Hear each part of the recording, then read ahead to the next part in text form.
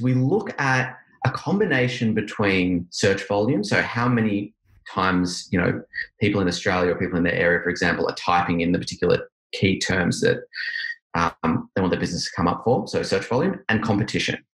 So let's take an industry like fashion.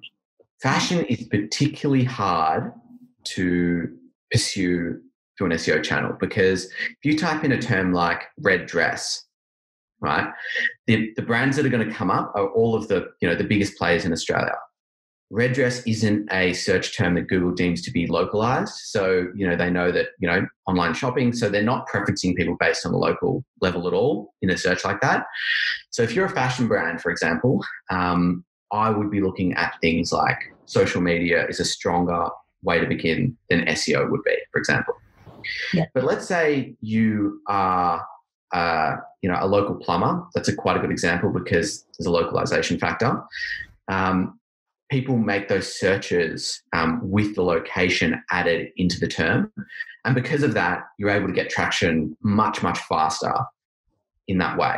So, what it comes down to is how competitive your industry is and how localized you can be with your offering.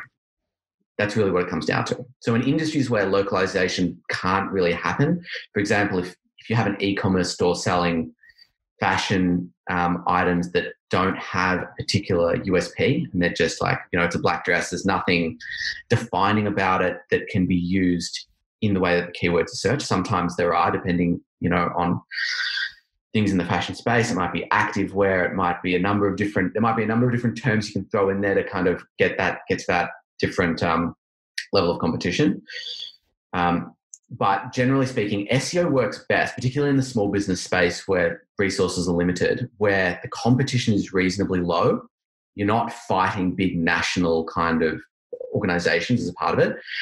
And there's a localized element to how it can be done, or the keywords just aren't that competitive in the industry in general. So they're the kind of things that, from a small business perspective, you'd be looking at to determine if SEO is worth pursuing or not pursuing.